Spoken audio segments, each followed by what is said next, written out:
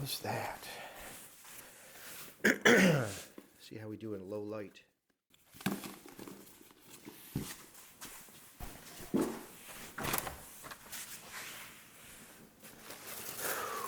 on, baby. Where's the little rag? You want your microfiber rags? Yeah. They're in the garden cabinet to the right of the garage door. No, I want the little one.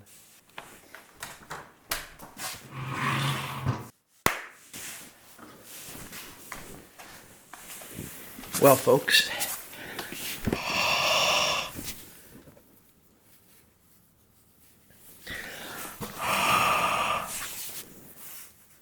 we have got a dark, rainy edition of That's a Paddlin' waiting for you.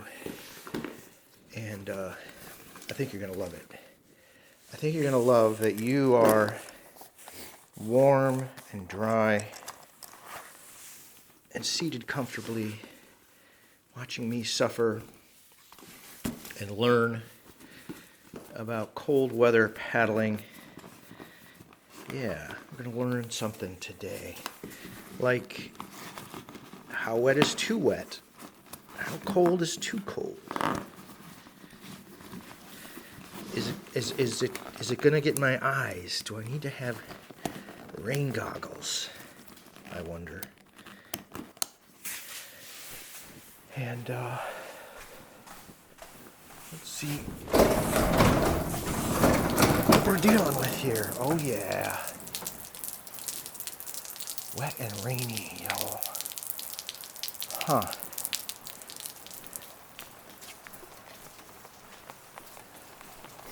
Let's grab my shoes. My shoes are all sandy. Let me wash them off. They're gonna be wet. They're gonna be wet, but they'll be clean. Okay. This is what my water shoes look like. We're gonna be having a party in here in a few weeks. And that's gonna be fun. I'm gonna set up my PA system, my subwoofer, get the drum set up, get the guitars plugged in, get the piano plugged in, everything you need for a proper jam session.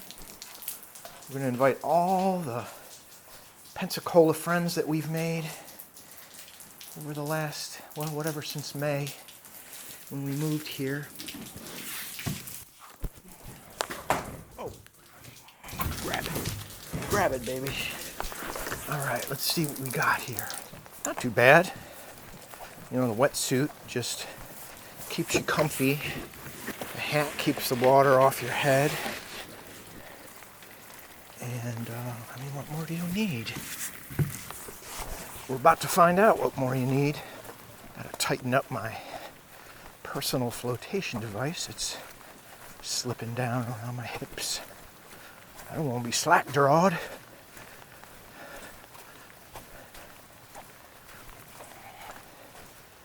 It's going to be a short paddle today because we won't make it to the beach.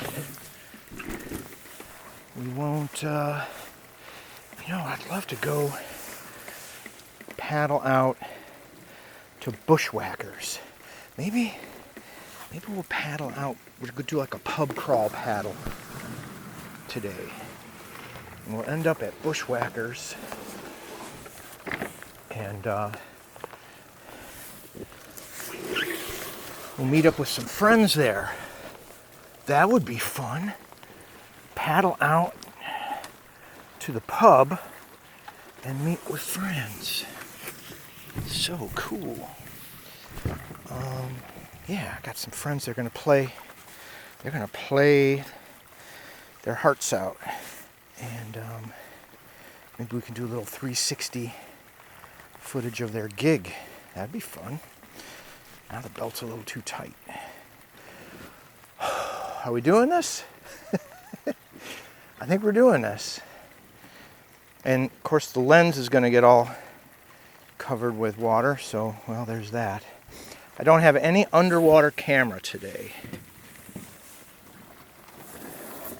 Oh, let me tether this.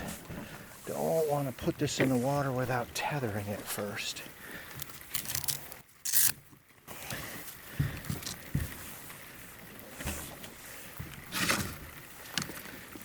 Okay. We are tethered. Tethered proper. Oh, the tether on the opposite end.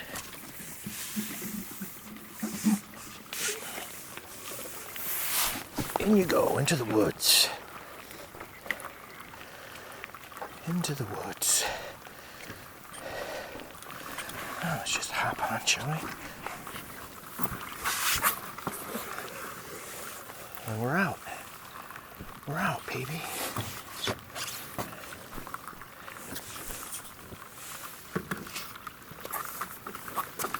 Let's get up.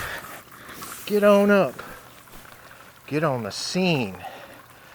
Like a sex machine. Wow, we got to see a heron. Right off the bat. That's one crazy sex machine right there, those herons. Yeah, let's go paddles.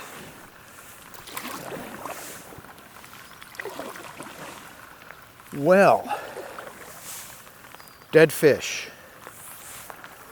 What kind of fish is that too? It looked like a mullet. I almost fell in.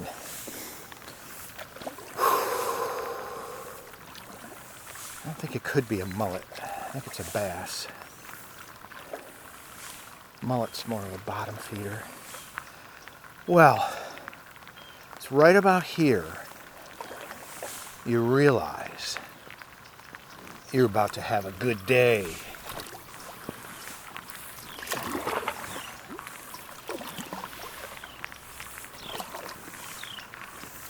And why is that? Why would you realize that you're about to have a good day? Well, it's because you've shifted out of the smallness of yourself out into the larger space of reality. That's why. You were wondering, weren't you? Now you know. You gotta shift, beautiful heron, out of the smallness of yourself into the larger space of reality. And believe it or not, that's a better place to be. That's a, in some ways, safer place to be. You think the self is a safe place to be? You think your brain is your friend? Ha! No, you're better off out here. You're better off out here, baby. Get out here.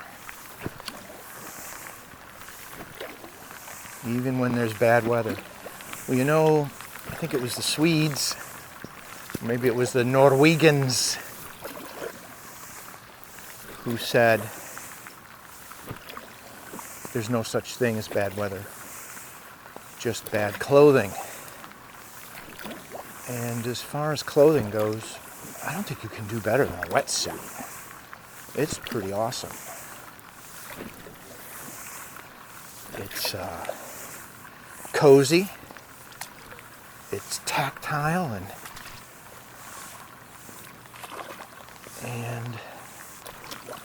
and it's slimming, especially if you get a black one, especially if you stand up straight.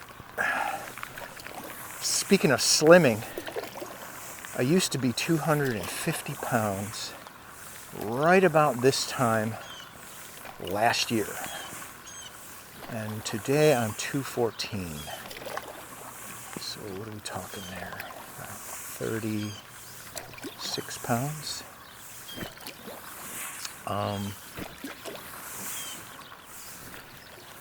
Obviously, there's a major lifestyle change coming down to the Gulf Coast from Buffalo, New York. Go Bills! Maybe I'll wear my Bills jersey to the pub tonight. But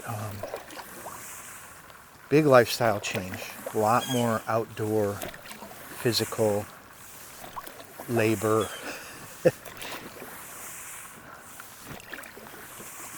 That's been good.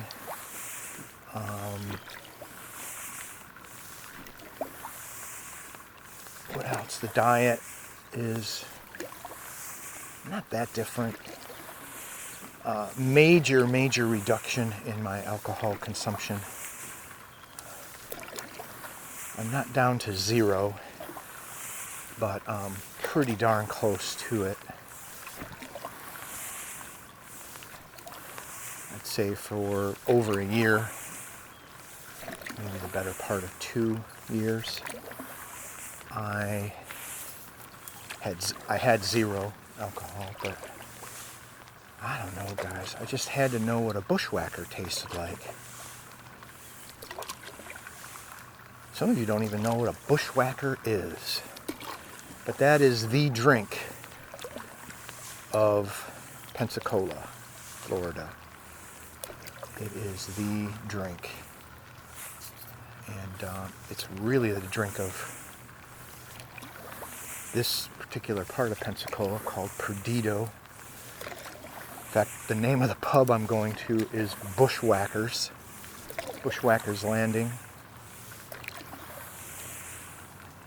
And what is a bushwhacker? Well, it's frozen cream. I guess it's ice cream, basically, mixed with rum and all kinds of other things. You could put peanut butter whiskey in it, too. That's a popular combo. You put Fireball whiskey, if that's what Fireball is. I don't think it might be. And I just had to know what that was like. So I did have a bushwhacker or two since I've been here. And then when my son visits, here we go at the fish gate. Oh yeah. So that's how that's done. You hit the camera with the paddle. I hit the fish gate.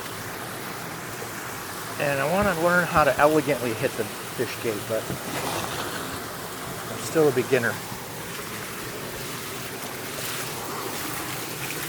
Okay.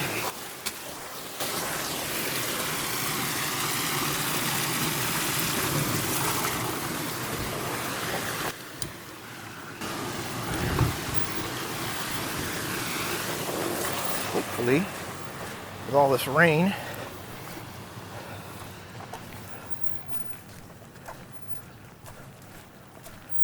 the tide is high on this side. I know tides have nothing to do with rainfall. Yeah, that's nice and deep today. I love it. Let's just chuck it in, shall we? Just chuck it. Chuck it, baby.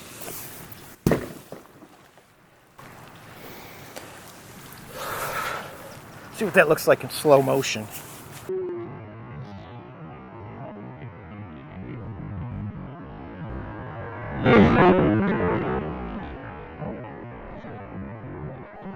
Something else that's not a rock. No idea.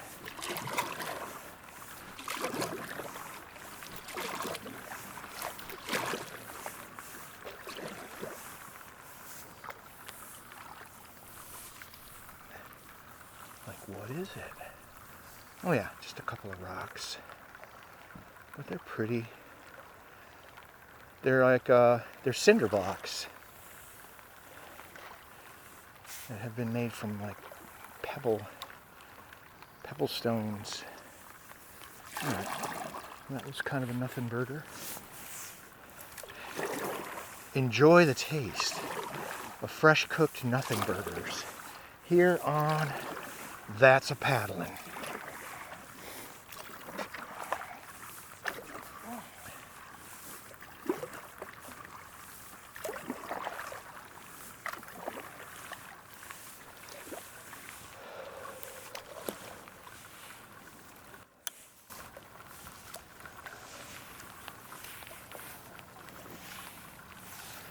Ah, this stick has moved. Let's see. Shall I go on this side today? That's not a problem.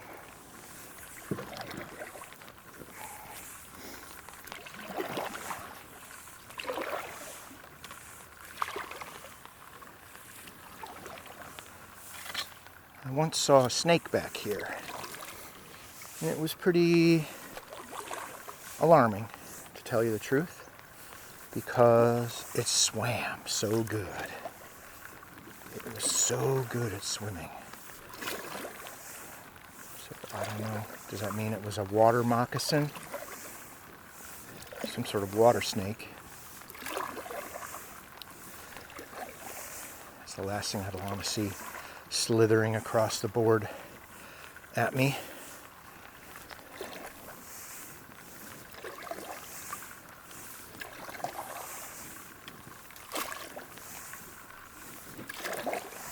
Well, the colors really pop in a different way today on a rainy day. That's beautiful. Those saw palmettos are so green today. Beautiful.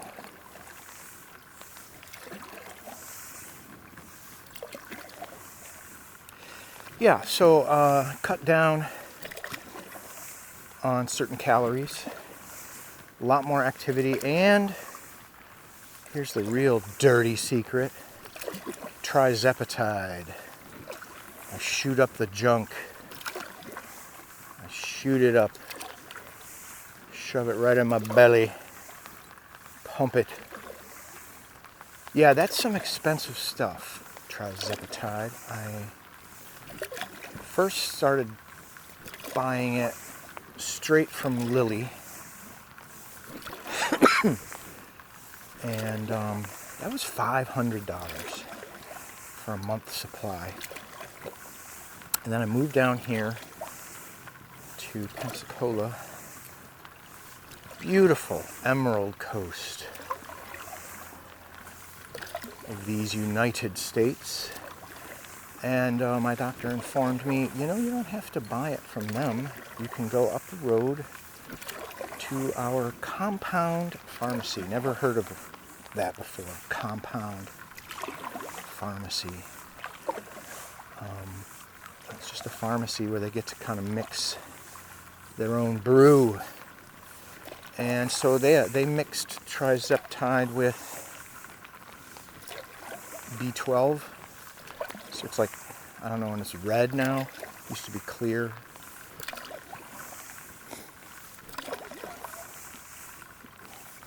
And it's half the price. It's like $250. I think it's maybe less than that. And I heard that the price of this stuff could go down to about $100. So that's pretty cool. That makes it feel like things are getting better. If medicine's getting cheaper. But yeah, I was able to, with some lifestyle change, lose about 15 pounds. And then with the trizepatide, another 20 pounds. So I'm loving it.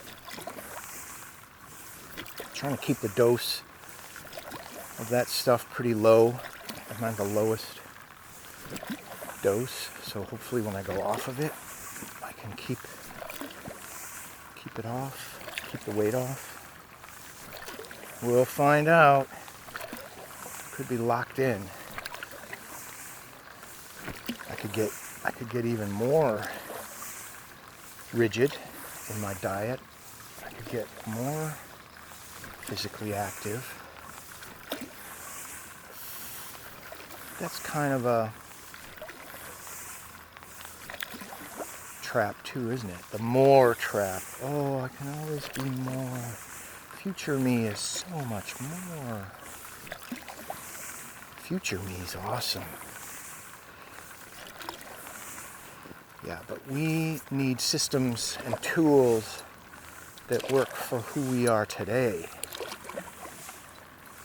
Gotta find the system and the tool that works for who the heck you are right now. And then we'll see who you are after you take a few actions. That's the beautiful thing about taking action in the reality space that's larger than yourself. Take a few actions in the reality space that's larger than yourself, and you will be transformed by it. Guaranteed. Guaranteed.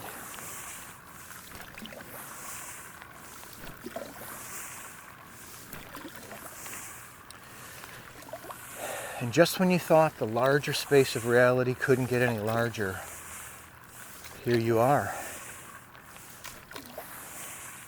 This is larger. Oh, but it's about to get even larger, folks. Just keep taking action, one tiny little stroke at a time, and the reality space gets even bigger.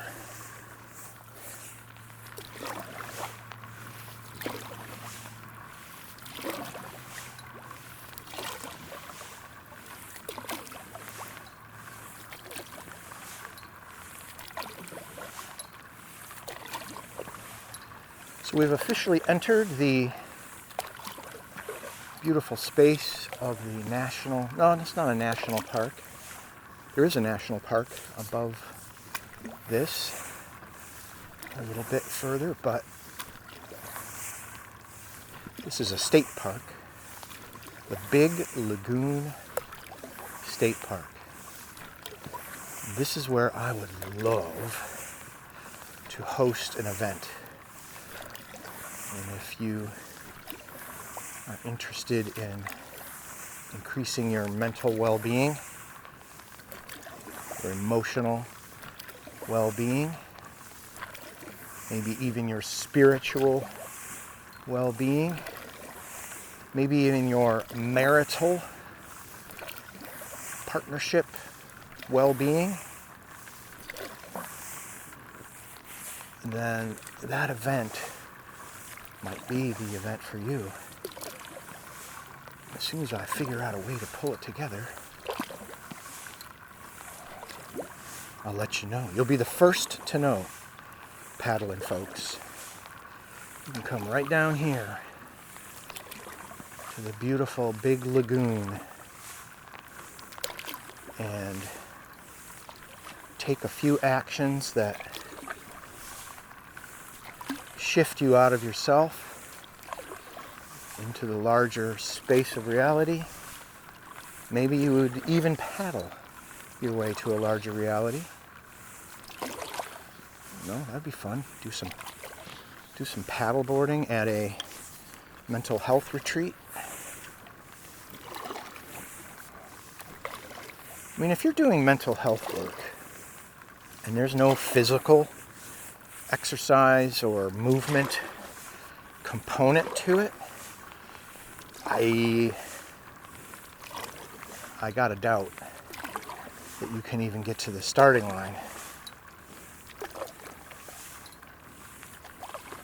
Kind of reminds me of what my guru told me. My late guru. He would cringe at the idea of being called my guru because he was not that kind of guy. But I think he knew that he was pivotal in a lot of people's lives. And he told me, I don't know what they're teaching you up there at that college, because I was training to become a therapist. I don't know what they're teaching you up there, but if your approach to psychology does not include the concept of the devil, it ain't gonna work. And it's funny because I had just read that week in one of my textbooks that the concept of the devil is, for some folks, exceedingly useful. And it was also about that time that I picked up a book called The Tools and gotten to know the authors of that book, and they were teaching us in the workshops. Funny enough, it was not in the book. Whoever was publishing that book did not want them talking about the devil. But in the workshops, they talked about the devil. But they called him Part X. Part X.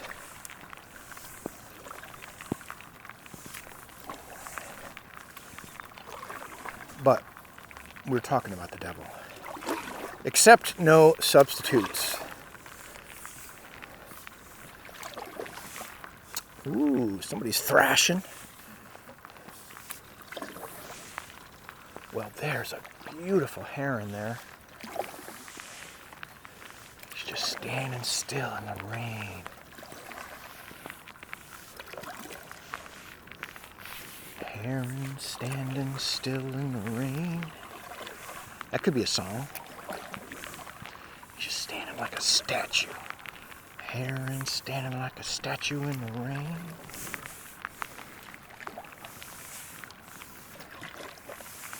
Paddlin's a good place to run song lyrics.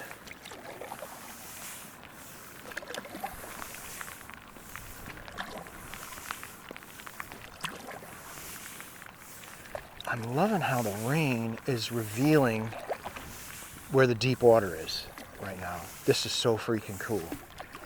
I'm just following this trail. You can see it.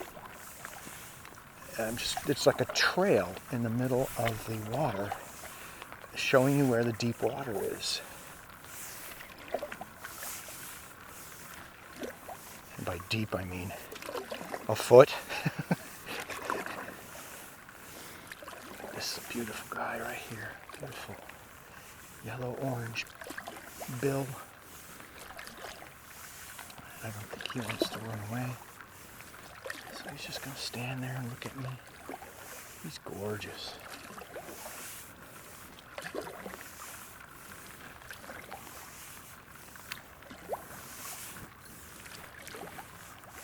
That's so cool that he's not running away today. He doesn't want to fly in this. He's going to catch a fish or crab.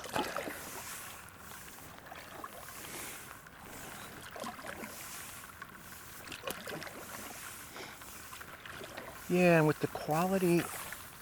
Oh, I better turn here. Oh, yeah. Hit the bottom. Let's get over on the edge. For some reason, the edge of these waterways is deeper than the middle, so I don't know how that works, but I'll just go with it.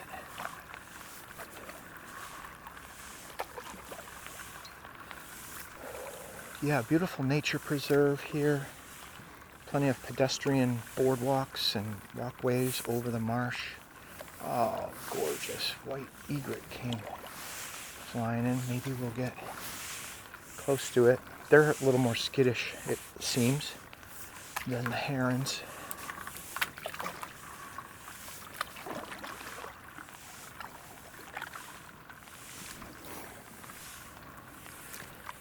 It's been fun learning about the extent to which these cameras can pick things up in the distance. There it goes. Beautiful guy. Ooh, 2 egrets.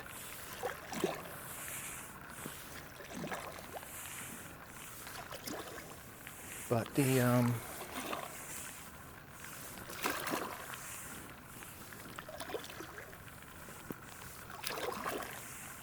it doesn't look good when you zoom in on the computer. But then I played it back on YouTube and it looked not terrible. So I'm going to be a little more liberal with my zooming, and that egret is gorgeous. gorgeous.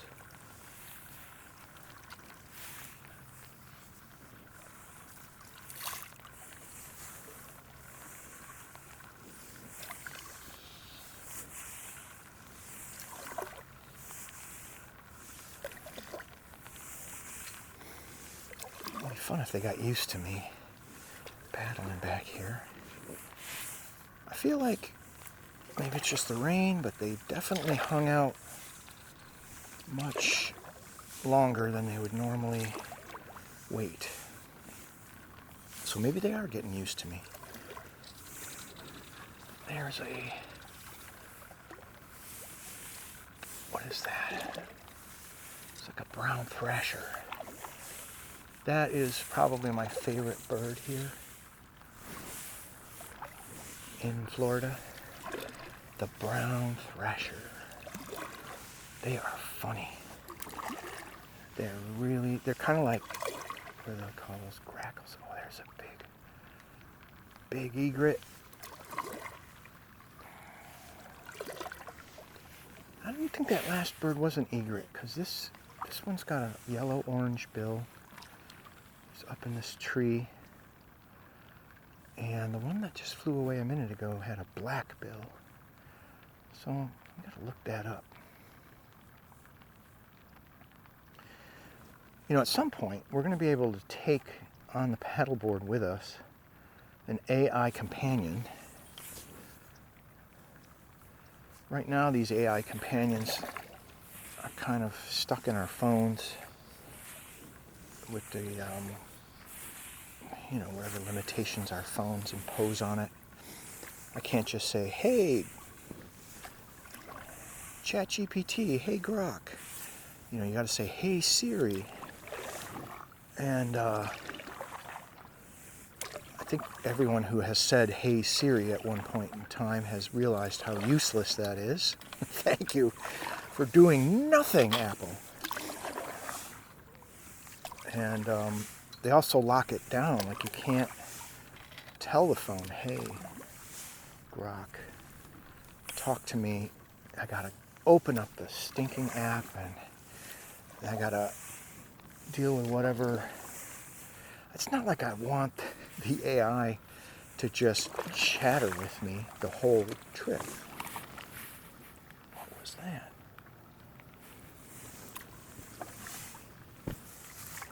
Huh. That was weird. Weird noise behind me. There's a heron and an egret in that little bowl. Yeah, that would be cool to be able to have an AI assistant with us, and we could say, hey, what kind of bird is that? So for now, I'll just have to use editing, the magic of editing, to post a little message that says what the heck that was. So we've got smallish white birds with black bills and large white birds with yellow bills.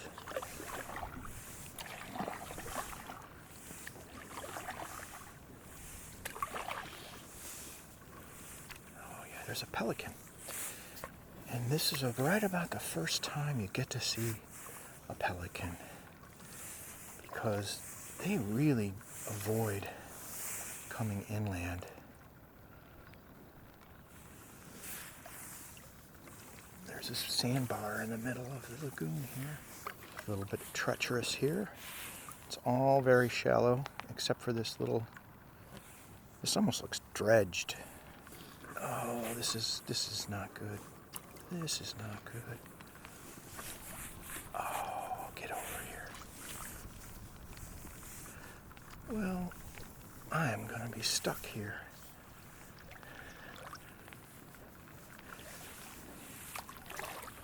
Okay, now we're moving. This is all tall grass. You know, and if I have an underwater camera, that's going to get pretty goofy too.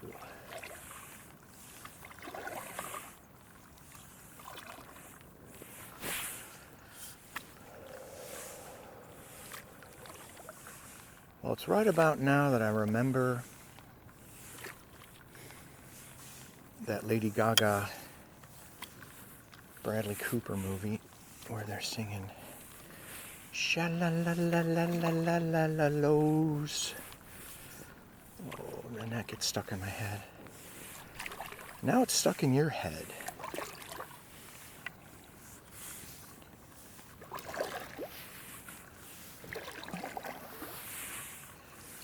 Well, this might be a good spot to turn around because I have to go to a workshop. A workshop is firing up this fine Sunday. If you know who Barry Michels is, he wrote those great books with Phil Stutz about the tools. And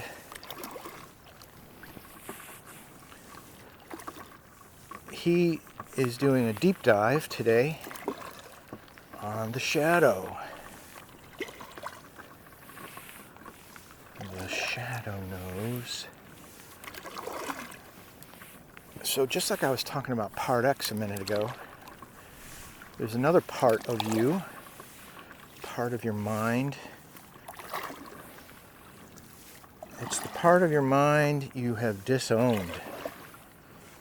It's the part of your mind you're hiding. You're certainly hiding it from other people, but I feel like that's okay.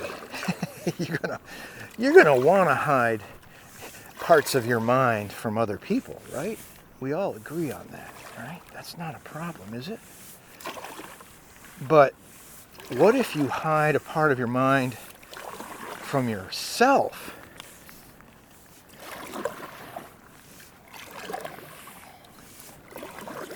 And at the beginning of many of Barry's workshops, he quotes Genesis, where God was walking through the garden, where he used to fellowship and commune with his creation. And the grandest part of his creation being Adam and Eve. Ooh, we got some wind coming in on us here. Wind, I've got the board grounded and wind blowing in my face. Oh yeah. Now we got some adversity here, folks. Let's get going against the wind. It's funny, you don't know it's windy when it's at your back. Oh, that wind is wonderful at your back. But in your face? In your face, toilet case. Okay, so the shadow. God's walking through the garden where he would normally fellowship with his peeps. And one day, the peeps are hiding. And God, the omniscient, omnipotent being that he is, can't see them. Or so he would suggest when he says, "Where are you? Where are you?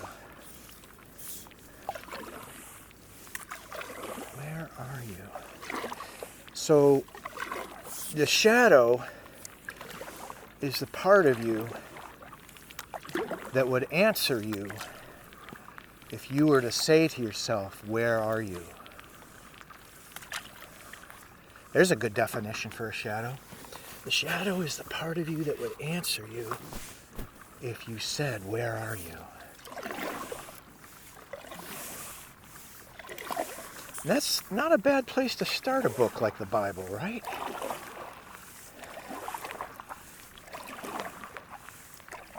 Asking yourself, "Where are you?"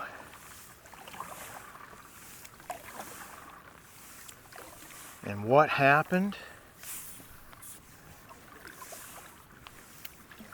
Not a bad place to start. Much better questions than the typical question we like to ask. Why? Why? Why? if you could remove one word from your vocabulary, well, let me give you a list of words you could, if you wanted to, remove from your vocabulary, from your programming, and you'd be a lot happier. One of them would be why.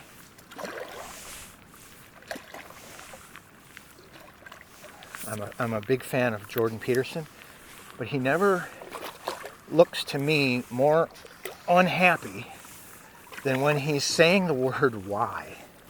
If you ever watch him lecture and he says, why? You know, he really, you know, has a multiple personality moment of switching when he does that. Why? Anyway, so he could probably do well to remove it, in my opinion, if I was going to instruct a guy like that, which I wouldn't. But, you know, why? Get rid of that word. You don't need to know why. You know what you need to know? You need to know who. The other thing we could remove from our vocabulary would be the word need, which I just used. Such a seductive word. I have needs. It's true, you do. You have needs. How many needs do you think you have? How many needs do you think you have? Well, I think, this is my opinion. Oh, I can stand up now.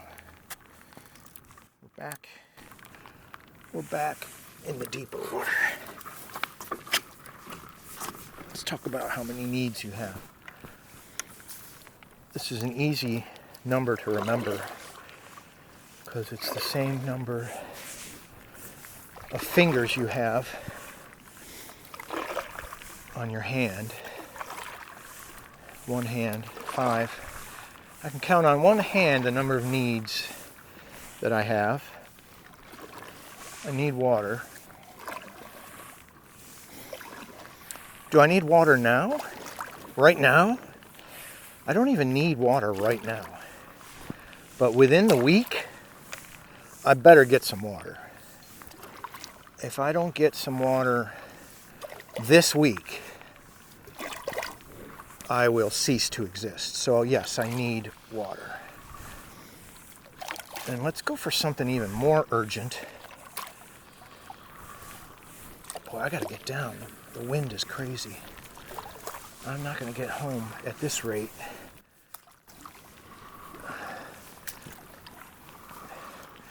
All right, I need oxygen. I need oxygen. And I need it much more urgently than I need water. Right? I need oxygen really right now.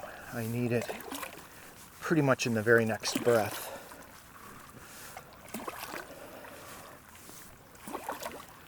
If I hold my breath, I can do it for, I think I've held my breath for 3 minutes. If you hyperventilate and practice deep breathing, you can hold your breath for minutes. So I need oxygen in the next few minutes, at least in the form of a breath of air. I need it within the next couple minutes. I need oxygen. Now, if the oxygen is not in your breath, let's say it's in your blood, well, then I need it quicker. I need oxygen in my blood, and if it ceases to be there, let's say, I need it in the next 6 seconds. If I don't get it, I will lose consciousness. And if I continue to not get it for, I don't know, a pretty short period, I will cease to exist. So on a hierarchy of needs, I need oxygen. And I need it pretty much right now.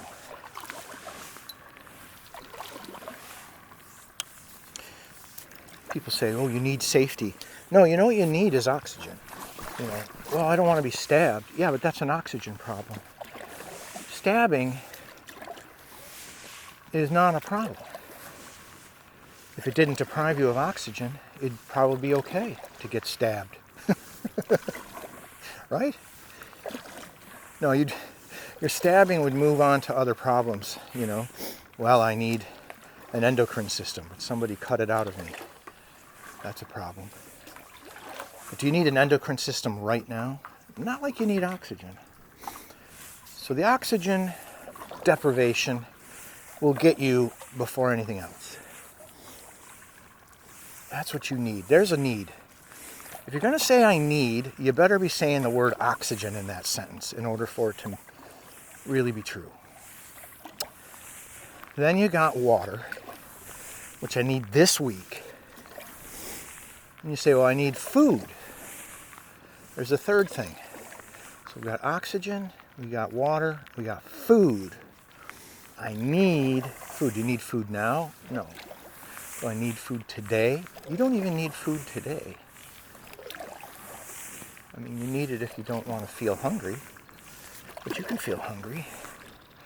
I once went without food for a month just to see if I could do it. Oh, we gotta get to the edge. We're grounded again. We're grounded, people. We're gonna get grounded. All right, we're gonna come over here and get out of the grounded water. Okay. This isn't even a paddle anymore. This is like a barge pole.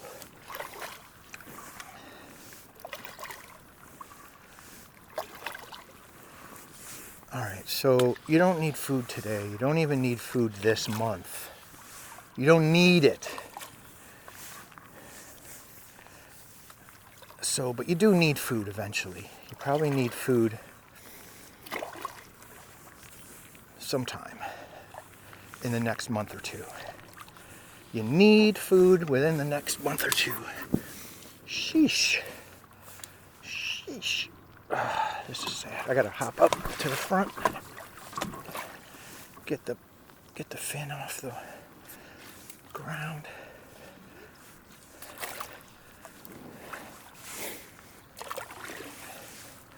Struggle, baby.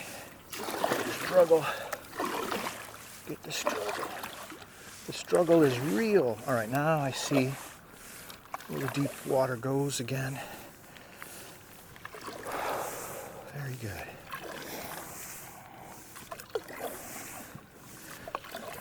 So I need food within the next month or two.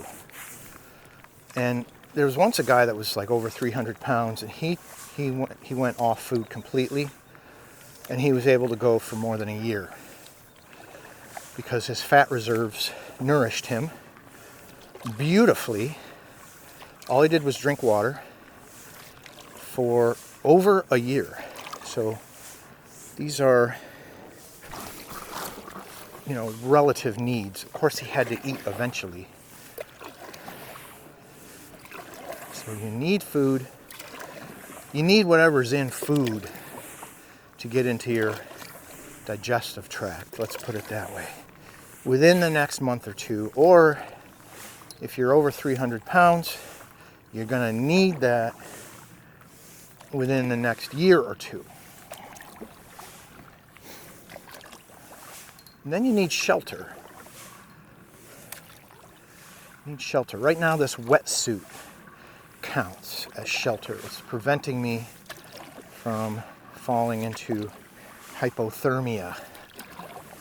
I'm snug as a bug in a rug. I am warm thanks to the shelter that I'm in. And I don't know, hypothermia can come on pretty fast, right? So I probably need, depending on the weather, I need shelter from the elements more than I need food. If you had the choice, I would think I'm not a survival expert, but I'm assuming a survival expert would say, work on shelter first before you work on food, before you work on water. Work on getting shelter.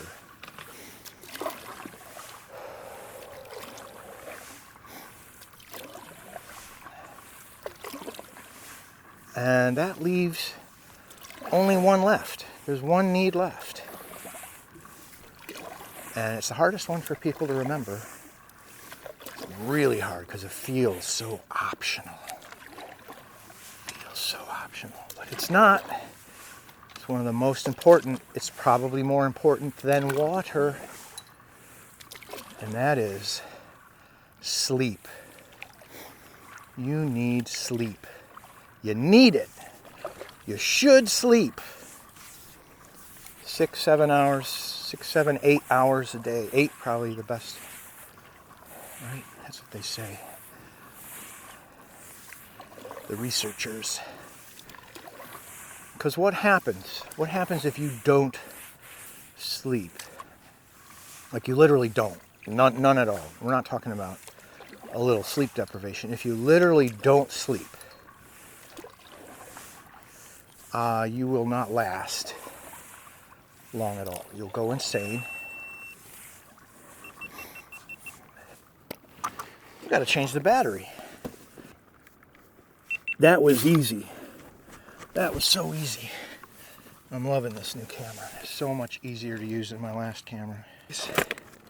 You roll them up 3 times, 1, 2, 3, and then you just switch it on there. Okay. So back to our needs. You think you needed all this stuff, but we only need 5 things, and the 5th is sleep. And if you don't sleep, I mean, try it sometime. You're going to end up in the hospital. And if you're not around anybody that could help you in your state of total sleep deprivation, after something like 3 days, you will probably be rendered completely incompetent to sustain your well-being, and you will die. You will walk off, into traffic or go insane and succumb to whatever chaos will take your existence in that moment. So that's probably less time than you would have without water. So, but we can put them in the same category. You need water and sleep right about the same amount. Okay, cool. Here's a 6th. I'll give you a bonus need. If you're like 10 years old or younger, if you're a little bitty infant, a toddler, going all the way up to your first decade of, your first 10 times around the sun, you need to belong to somebody. You better belong to somebody. Somebody better own your butt.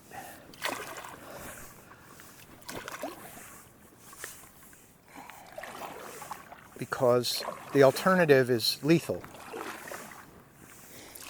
You will not survive. You can't really be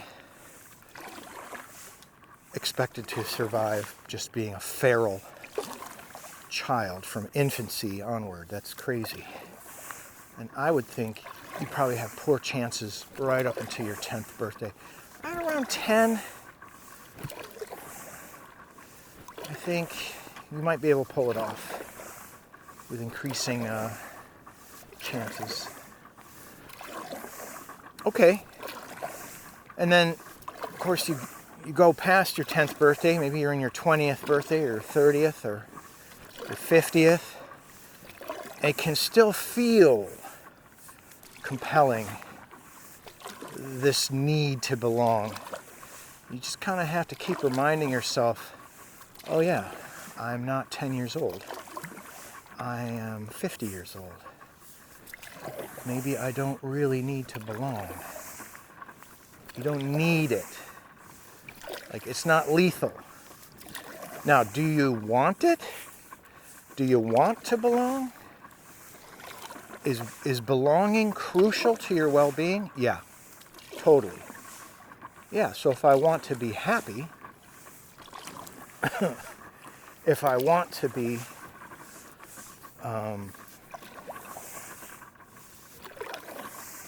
feeling a certain way about life, then yes, I want to belong. But see, isn't that a curious word, want? I want it. It's a beautiful word. You should replace it. All of your needs, shoulds, and wants, all your needs. Let me try this again. We're playing with code here, people. This is all program. This is the computer code of your spirit. This is the computer code of your nervous system. Do a find and replace of all of your code. Search for these words: need, should, must, have to, gotta, supposed to. Find those words: need, must, should, have to, gotta, supposed to, and replace them all with want. I want.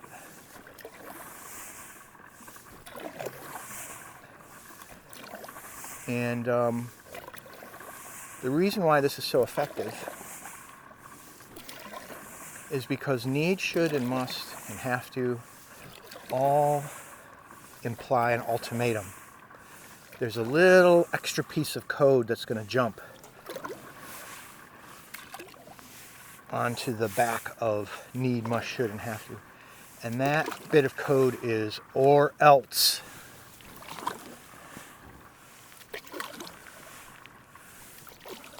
And sometimes, the code's good.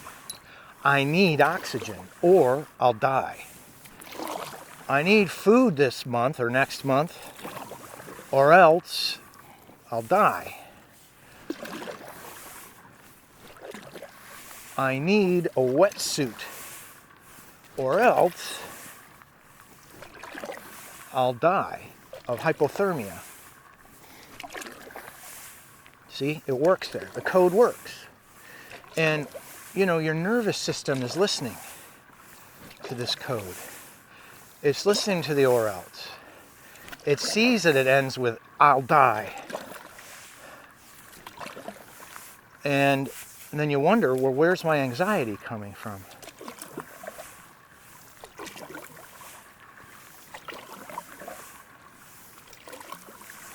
Well, the system is working. The system's working as designed, folks. Your anxiety is showing up right on schedule because it just got an or else message. And that or else just leads downward into a downward spiral of dying, ceasing to exist.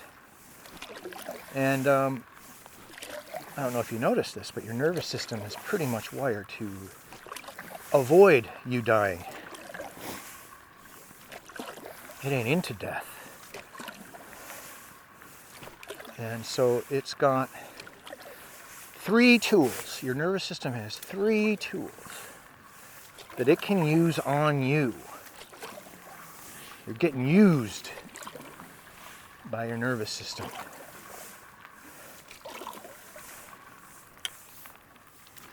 Those 3 tools are fear, shame, and rage.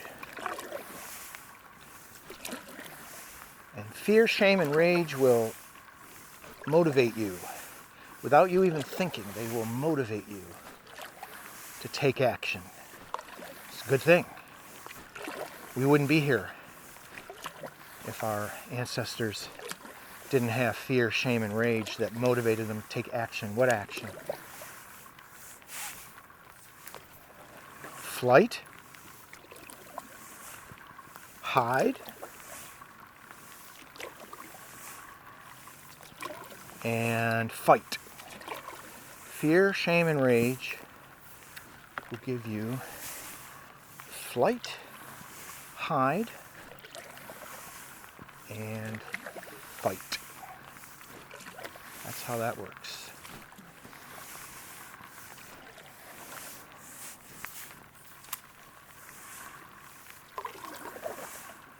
Those are good tools. Those are excellent tools. Why are we telling some story? Oh, there's a beautiful rooster there. You can't see it because the camera's not high enough. Maybe we'll hear him cluck. Somebody's got free-range chickens on their property. That's pretty cool.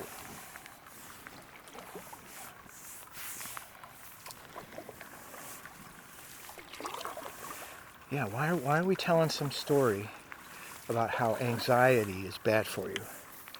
Why are we telling ourselves this story that depression is like a disease? It's a disease. No. This is the system working as designed. You got depression because your nervous system handed it to you to help you. It's trying to help you. It's trying to help you hide. You better hide. Here comes the blizzard. Stay down low. Don't go out looking for a slice of pizza tonight. There's a blizzard. There's a hurricane coming. And your life's about to be upended and disrupted for perhaps a week, maybe even 2 weeks. You know, the typical major depressive disorder episode is 2 weeks. You know, that's the system working as designed. Your ancestors got depressed. It kept them out of trouble. And we're going to wait for that moral panic to run through the village. All the witch burnings and pogroms, and we're just going to lie low. We're going to hide until it all blows over. Well, depression will help you do that. It'll disrupt your hunger cycle. It'll disrupt your desire for sex. It'll disrupt your sleeping patterns. You'll just want to do nothing but lie down and sleep all day. It's a good thing, given certain circumstances. Okay, but what if there is no danger? What if there is no blizzard? Oh, there's a blizzard. Somewhere along the line, you're telling yourself a story that the blizzard's coming because you said something with the words need, must, should, or else. And your nervous system caught the pattern and it decided there's a blizzard or a flood or a witch hunt. And it's coming your way, and you better hide. And here, let me help you hide. Well, where's the gratitude? You should be thanking your depression.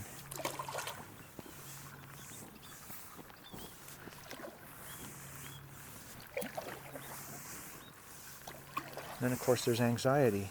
That one's even easier to figure out. Of course you're going to run away. Of course you're going to avoid. Of course you're going to escape due to your anxiety. Of course they give these, you know, instead of fear, shame, and rage, we call them anxiety, depression, and anger. Oh, here's an egret. Beautiful. Hey, buddy. There he goes.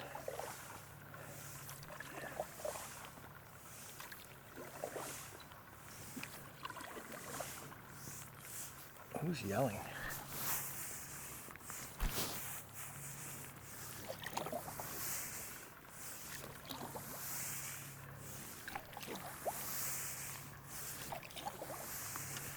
Yeah, so you don't have to buy this story. You know, it's a shame too, because the story's coming from the doctors, the story's coming from the therapists, that you have anxiety, you have depression, these are disorders. No, these are tools that your mind and your body are using to help you survive. Now, if you decide that you're not living in a survival scenario, you know, you can decide that you're not in a life and death scenario here. Ooh, it's getting shallow. You can decide if maybe you're living in a world of abundance rather than a world of scarcity. Because, man, if we do end up in a world of scarcity, then you'll realize just how not diseased you are. Let's depathologize this right now then. Whoa. We're going into the rocks. All right, let me kneel. I surrender. I surrender to the rocks. I surrender to the shallows. I will no longer stand proudly against the rocks and the sand. Oh, geez. It's almost as if the tide went out. I mean, this was way deeper before. Scooch. Holy scooching mother. Okay.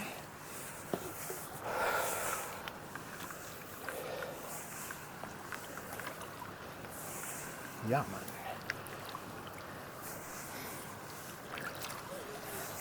Yeah, if you want to change the story, you know, I was talking to a client yesterday, and he was giving me the rundown of just, you know, what he thinks is happening in the world. And it was scarcity and threats to your very existence and injustice and all that.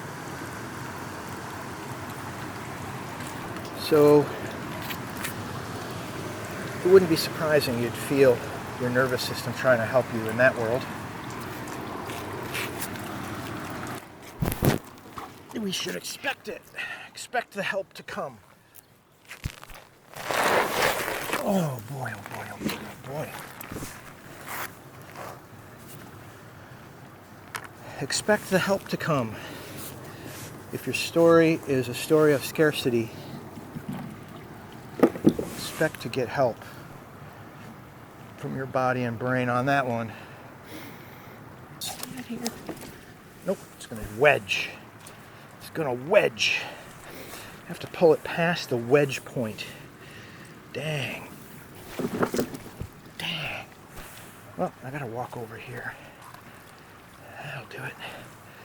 That'll do it. Jeez. Welcome home, baby. Oh my goodness.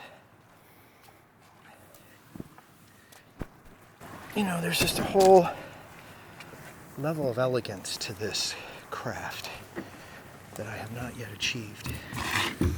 But I will. I do this about 1,000 more times. How many more times do you think I will paddle? You know it's a finite number, right?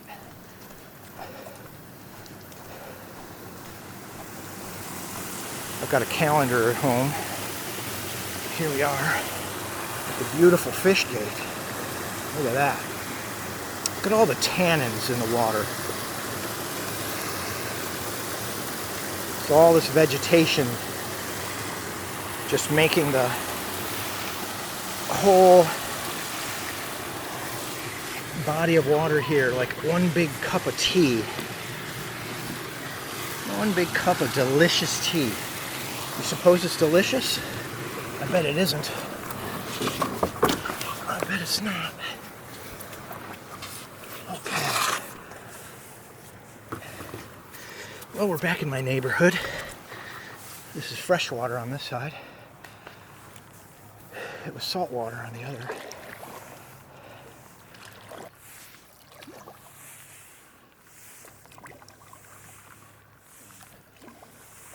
But yeah, there's a finite number of moments that I'm going to get to do this. This could be the last one. We don't know. We just don't know.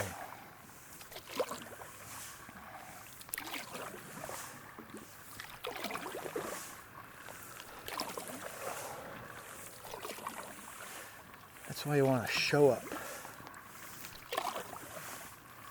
Show up. Could be the last time.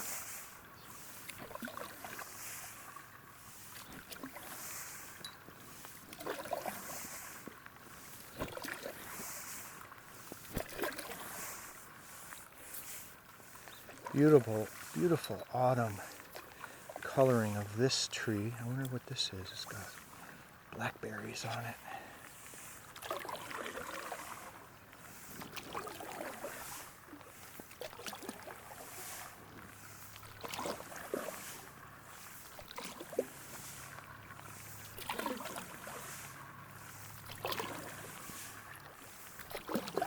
I don't know if I like the way 360-degree cameras, when you edit them, it just swoops around and moves around.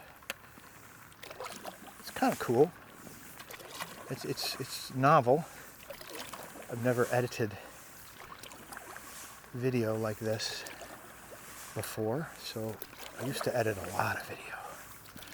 There's some brown thrashers in these bushes. Maybe we'll get to hear them. They sound so cool. They remind me of grackles in Texas.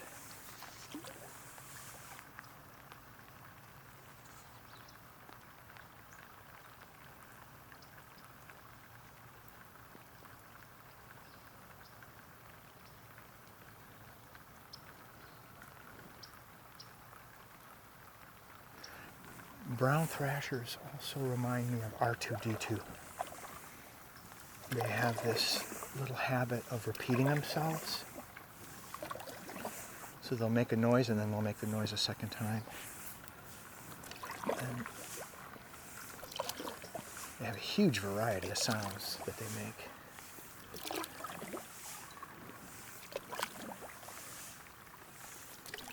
This is such a beautiful part of the neighborhood. I never saw another part of this town that was like this, where the... Whoa! Hey, big fella. You're not too happy with me. Look at that nest. The beautiful nest. Yeah, this is a heron nesting ground. But I didn't see any other places around town that the homes were just integrated into such beautiful nature.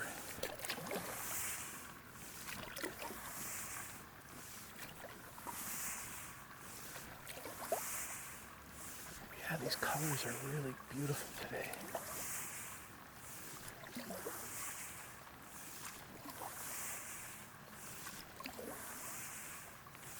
Sort of remind me of poplar trees.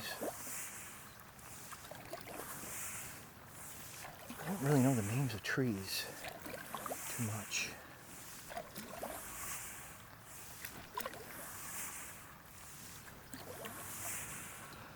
Well, it's a beautiful day in the neighborhood. And maybe that's the part I'm playing here. I'm your Mr. Rogers. Only instead of Fred Rogers, I'm Carl Rogers. Or am I Carl Jung? I don't know, but these are all my heroes. Fred Rogers was my hero. Carl Rogers is my hero. And so some days I just pretend to be my heroes. Not a bad way to live your life, in my opinion. Well, we're back home at the dock. And it's been fun. Thanks for sharing it with me. We're done. You're in the weeds. You're in the weeds. I'm just going to leave you in the weeds, folks, until next time. That's a paddling. Maybe I'll fall in for my last trick. Too late. My ass is on the dock.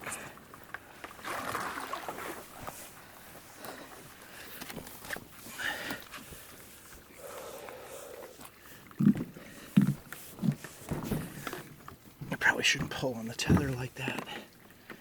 I don't think it can handle that amount of weight. I'm surprised it does.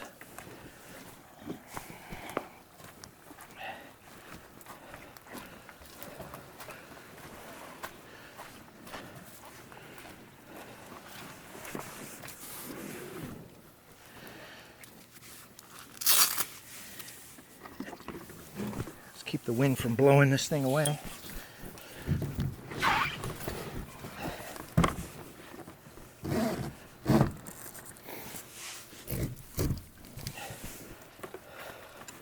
That's it.